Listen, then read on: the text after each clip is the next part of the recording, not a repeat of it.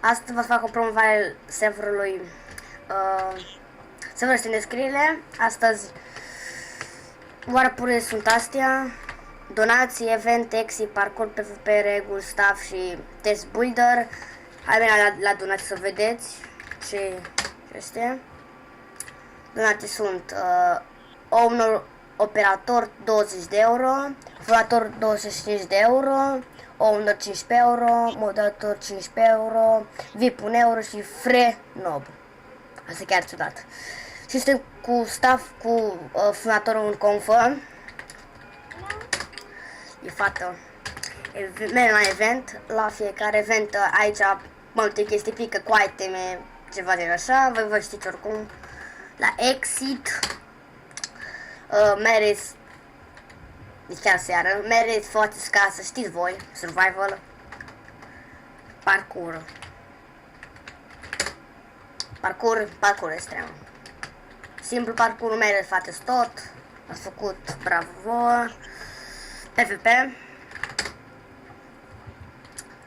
multe capete de admin, de fondator. Aici PvP, vă bateți ca proștii până pic iteme. Aici pic iteme sau keep inventory? Ah, ok. Warp reguli.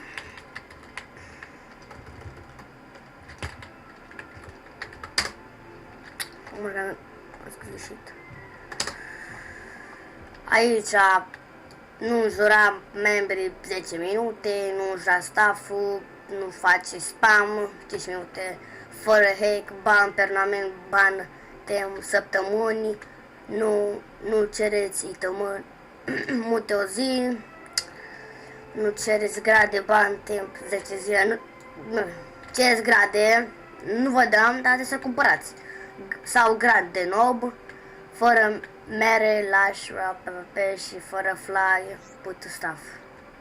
Dacă puteți respecta toate regulile, numai că puteți avea un server civilizat. Ok? Staff. La oare staff mai lucrează? Da, vă să le arăt puțin.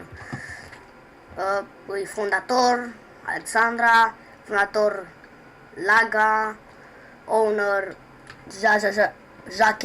Jacke, admin Slime ceva, builder Heliot, moderator ceva că nu pot să văd bine, și ultimul test builder.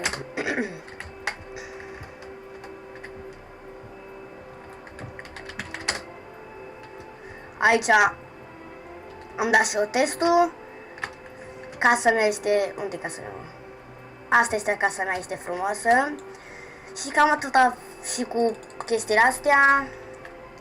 Uitați pe server cât mai repede. Poți să primiți grade, nu știu ce grade, sau mai ales gradul de nob, cel mai tare grad din lume.